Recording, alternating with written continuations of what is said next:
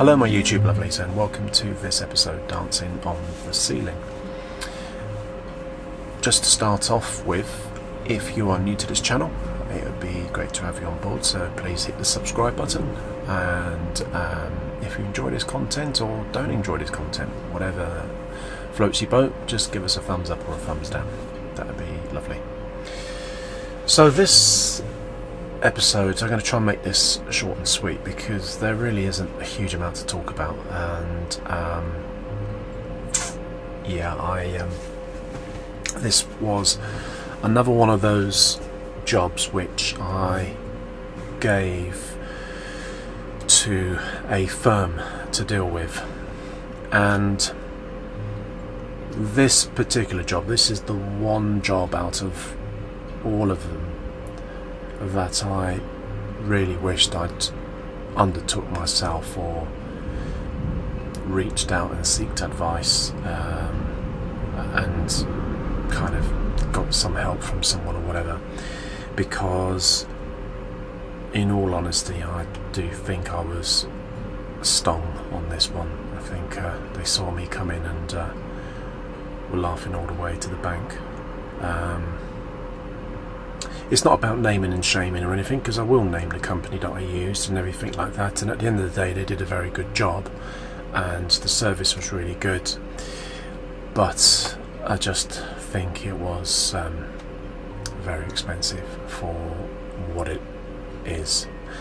And ultimately, 2.5 years down on, I've changed bits and pieces to it anyway, so was it a waste of money? No, it wasn't a waste of money, because it has served me till now and served me reasonably well, but to obviously change some components off that, etc., further down the line, which, you know, at the end of the day all van builds have modifications and changes, etc., but this one was a particularly expensive one. So yeah, I decided to get a company to do it, because being by myself, I didn't fancy sort of trying to hoik a panel up on top of the roof, but I could have done it. I was just using every excuse there was. It was winter, or sort of November time, and I just needed some form of electrics doing in my van. So I thought this would be a quick and easy solution, but yeah, I got my fingers burnt a little bit, I feel. So last week I went to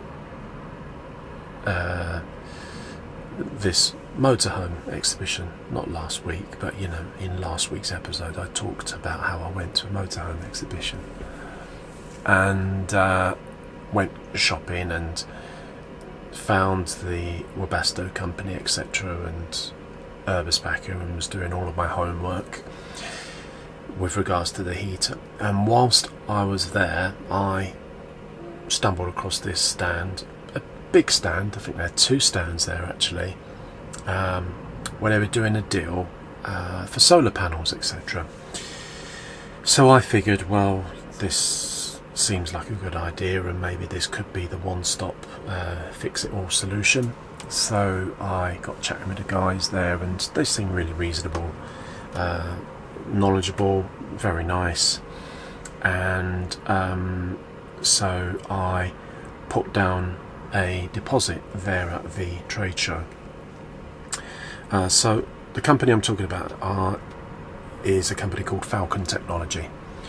And as I say, I've got no problem with the company. I thought they dealt with me really well. The job was really good. I just think it was overpriced. Now, some of you out there might think it was perfectly fine. I just think it was a little bit overpriced.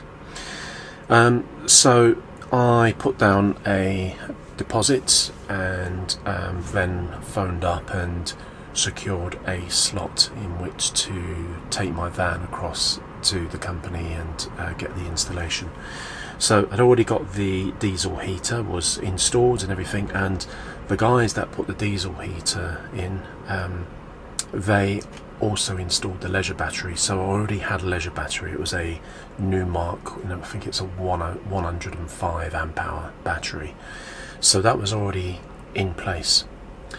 So all that Falcon Technology were doing were basically putting a solar panel on top, a solar controller, a meter, and a small kind of USB 12 volt cigarette lighter socket, and a sort of 12 volt meter, and the associated cabling, and that was it. So that was all booked in, and the setup they've got is really good. You know, you go there, they've actually got a few pitches with electric and water, etc. So it's like a mini campsite. I think you get sort of like, I don't know, six or eight campers there, and then they have the warehouse or workshop where you can drive into it. You probably get 2 vans in there, you know, fairly big vans. So I arrived on the afternoon of one day, and what they did was they took me in sort of towards the end of that day, and basically fitted the solar panel. So the guy that did it was a Polish chap, and through broken English, etc., we were able to establish in which sort of direction we were going to put it. It could have gone sort of width ways, because I was thinking long term, you know, give myself space to put more on in the future, etc. But it was going to overlap ever so slightly, and then we decided to go lengthways and behind the skylight. So the skylight to some extent is kind of acting as a windbreak, and then the panel sits flush to the roof behind it. You know, he did the usual thing with, they've got the 6 brackets. He's pre-drilled, as far as I remembered. He bolted into these brackets, and then that first evening he basically glued it down, and the idea was to let that panel settle. So from there I literally drove the 20 meters, 30 meters, whatever it was, to the campsite, parked up, and that was me overnight. And the van was not in motion whilst the glue was setting. And then the following morning came in and left it with the guys, and then they did the rest. So the panel is just 150 watt monocrystalline panel. I'm not quite sure of the dimensions of it, but it's, you know, it's a hefty-ish panel.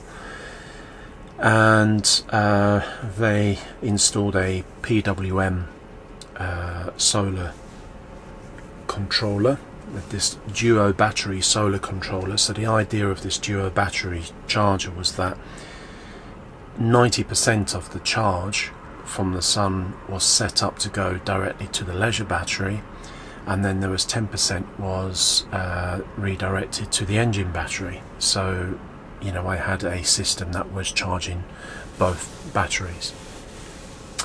And then they installed the meter. Now, I don't have any footage really of the meter in action. I thought once upon a time I did, and since all of that, things have changed, and I'll tell you at the end of this, but the meter in question is no longer operable because I've changed things over. And that was it. So really simple really what they were doing. And you know, the installation of the USB socket down the bottom here with the voltmeter, again really simple, just wired straight onto the batteries. There was no fuse box or anything put in. I think they had a couple of fuses on near the solar controller end, and that's it. And for the time that I was there, I had one evening. Part of the price includes the you staying there overnight, which I think is only like 20 quid or something like that. And you know, they have showers and toilets there. There's a little living room area with a TV and magazines where you can sit and chill out. I mean, I took myself for a walk down the towpath of the canal. There's a canal very close by, and found a place to chill out for a bit and have some food, etc. So I guess it probably took them, I don't know, let's say half a day, just over half a day to do. The price came to £755. Now there's some of you out there that probably gasping, there's others that are going, oh, that's pretty reasonable. I didn't expect it to be that much at all, because I wasn't quoted the price at the beginning, and because I paid 150 up front, I thought to myself, in my head I'm thinking that's probably about half the price that you've paid there, maybe a third of the price. But oh no, it wasn't. And yeah, when you think that, what is it, a solar panel, they normally say roughly that it's £1 per watt, so let's say it's £150 for the solar panel, and especially now 2.5 years later I could probably get an even better panel that's got more watts to it for probably the same, you know, 150 quid, which is just crazy. The actual components, the PWM charger, the meter, the socket, etc., probably didn't amount to more than £100, less than, you know, quite a lot less than £100.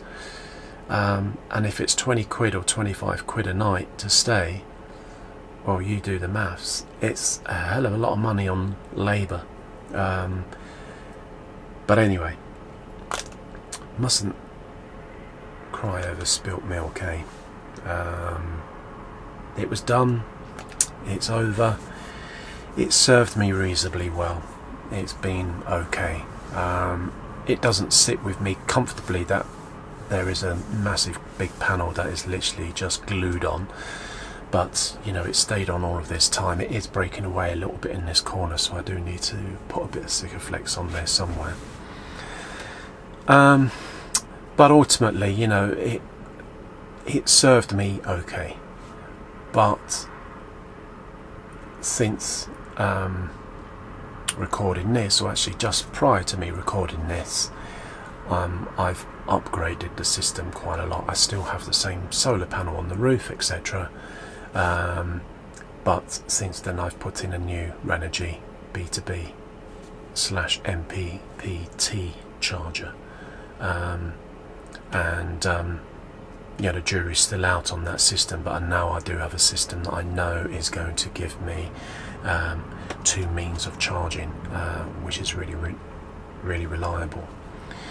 So, you know, a lot of money was spent on me upgrading the electrics and stuff like that. So, but you know, that's the way it is, and you know, you just have to kind of take the rough with the smooth, I guess.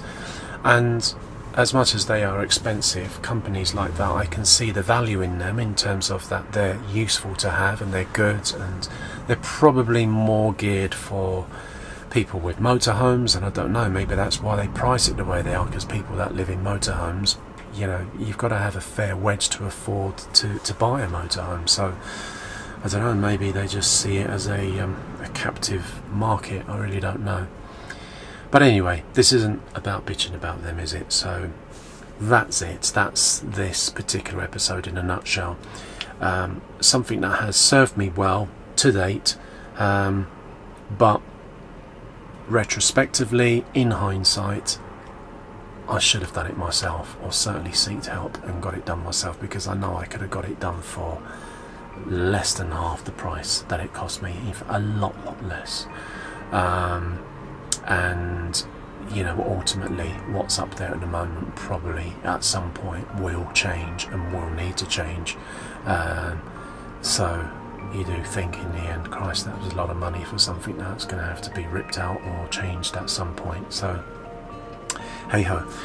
So anyway, that's the end of this episode. Only a few more episodes to go, and then a little break. So I hope you've enjoyed this, and I look forward to seeing you in the next one. Cheers.